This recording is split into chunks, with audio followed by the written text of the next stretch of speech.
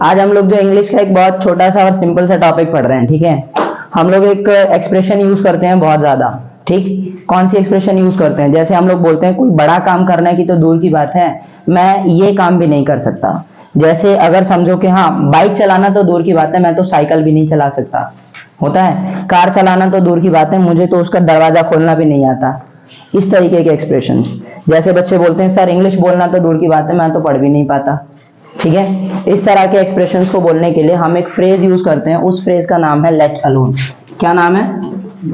Let alone, ठीक है। इसका कोई बेसिक हिंदी तो नहीं है, लेकिन हाँ इसका एक मतलब जरूर होता है। उसका मतलब क्या है? जैसे हम कोई काम करने की बात करते हैं कि मैं ये काम करना, कोई एक छोटा काम करना तो दूर की बात है, मैं क्या करता हूँ, कोई बड़ा काम करना तो दूर की बात है, मैं उसकी जगह कोई छोटा काम भी नहीं कर पाता उसके कंपैरिजन में। इसके लिए इस्तेमाल किया जाता है, क्या यूज किया जाता है? Let alone. सबको याद रहेगा लेट अलोन, ठीक है। चलो जैसे हम बात करते हैं लेट अलोन में, एक सेंटेंस लेकर के चलते हैं। हाँ, बाइक चलाने वाली बात कर लेते हैं।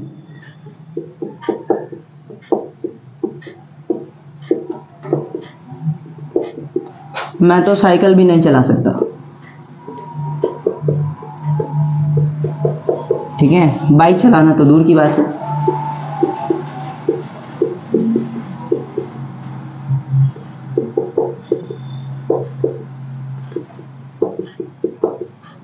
ठीक है, मैं तो साइकिल भी नहीं चला सकता, बाइक चलाना तो दूर की बात है। या फिर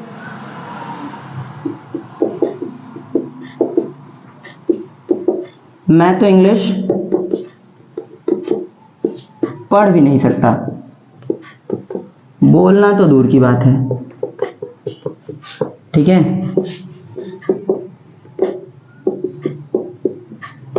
आ रहा है समझ में? इस तरह के बेसिक एक्सप्रेशंस को यूज करने के लिए हम किसका यूज करते हैं? लेट अलोन का। तो अगर आप लेट अलोन को ध्यान से समझो तो आपको एक सेंटेंस नजर आ रहा होगा, इसमें दो सेंटेंसेस बटे हुए हैं। एक ये सिंपल काम है, जैसे क्या कह रहा है कि मैं तो साइकिल भी नहीं चला सकता, मैं तो साइकिल भी नहीं चला सकता भाई, ठीक है। मैं तो साइकिल भी नहीं चला सकता, एक सेंटेंस ये, जो कि एक बहुत छोटा काम है, किसके कंपैरिजन में? बाइक चलाने के कंपैरिजन में। समझ में आ रहा है? तो आपका मेन सेंटेंस तो यही है, बाइक चलाना तो दूर की बात है। आपको बोलना यही है कि यार बाइक चलाना तो बहुत दूर की बात है, मैं तो उससे बहुत छोटा बहुत आसान काम भी नहीं कर सकता। जिसका क्या मतलब है? मैं तो साइकिल भी नहीं चला सकता। समझ में आ रहा है? इस तरीके से। इसी तरह यहां देखो, आप कई बार बोलते हो कि इंग्लिश बोलना तो दूर की बात है यार, मैं तो इंग्लिश पढ़ भी नहीं सकता, क्या बोलूंगा क्या, है ना, या बोलूंगी क्या। तो इस तरह के एक्सप्रेशंस में दो सेंटेंसेस होते हैं। एक सिंपल सेंटेंस होता है जो आपकी एबिलिटी के बारे में बात करता है, और एक बड़ा सेंटेंस होता है, एक बड़ा काम होता है, भारी काम होता है, जिसके कंपैरिजन में आप बोलते हो कि यार बड़ा काम दूर की चीज है, मैं तो छोटा काम भी नहीं कर सकता। आ रहा है समझ में? तो इस तरह के एक्सप्रेशंस को बोलने के लिए हम क्या करते हैं? सेंटेंस को दो भागों में बांट के रखते हैं और दोनों भागों को अलग अलग इस्तेमाल करते हैं। कैसे? पहले इस वाले सेंटेंस की बात करेंगे, यहां तक की जो स्ट्रक्चर बनेगा, स्ट्रक्चर क्या बनेगा? सब्जेक्ट। अब क्योंकि यहां सकता सकती की बात है तो क्या लगाना पड़ेगा? कैन, ठीक है जी। तो क्या हो जाएगा? कैन, और can plus not is equal to can't. या तो कैन नॉट बोलो या एक साथ बोल दो कांट, ठीक है। कैसे? देखो यहां पे can plus not is equal to can't. तो या तो आप डायरेक्टली कांट का इस्तेमाल करो, क्योंकि यहाँ सेंटेंस कैसा है? नेगेटिव है ना। सेंटेंस कैसा है? नेगेटिव सेंटेंस है। तो या तो आप कैन प्लस नॉट का इस्तेमाल करो, कांट का इस्तेमाल करो, ठीक है। या दोनों में से किसी एक का, दोनों का मतलब सेम ही है। तो मैंने डायरेक्टली कांट लिख दिया। किसी को कोई प्रॉब्लम इसमें? समझ में आ रहा है? ठीक है। तो पहला क्या आ जाएगा? Subject plus can't plus even plus V1 plus, अगर आपका इस सेंटेंस में कोई ऑब्जेक्ट है तो। यहां तक तो सेंटेंस सिंपल है, मतलब मैं तो ये भी नहीं कर सकता, ठीक है। इसके लिए अब बात आती है यहाँ की मेन फ्रेज की।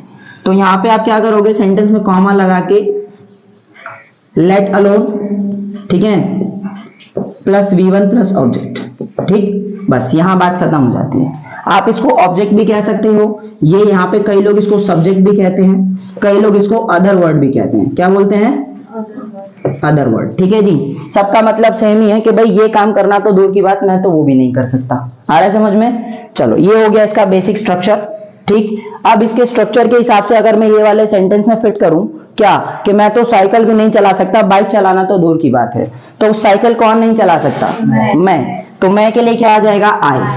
आई के बाद क्या आना चाहिए? I can't. इवन। अब साइकिल चलाना क्या होता है?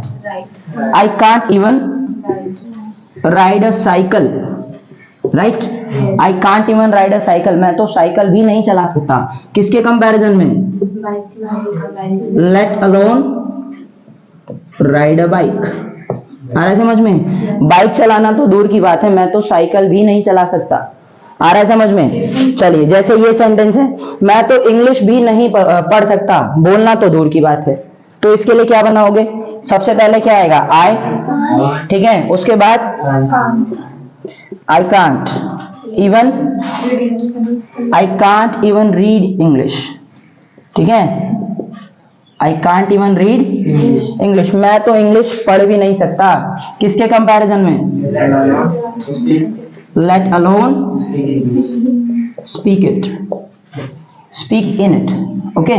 क्योंकि इंग्लिश में बोलना होता है ना, हमको इंग्लिश वर्ड थोड़ी बोलना है, हमको इंग्लिश में बात करनी है। अगर आप इंग्लिश को एज अ वर्ड लेके चलोगे तो स्पीक इट का इस्तेमाल करोगे, और अगर आपको वर्ड नहीं लेकर के चलना है, मतलब एक लैंग्वेज की तरह बोलना है कि मैं ये भाषा ही नहीं बोल पाता, तब आप क्या करोगे? स्पीक इन इट का इस्तेमाल करोगे। आ गया समझ में? बहुत छोटा सा सिंपल सा टॉपिक है, ठीक है। स्क्रीनशॉट ले लो जिसको भी लेना है।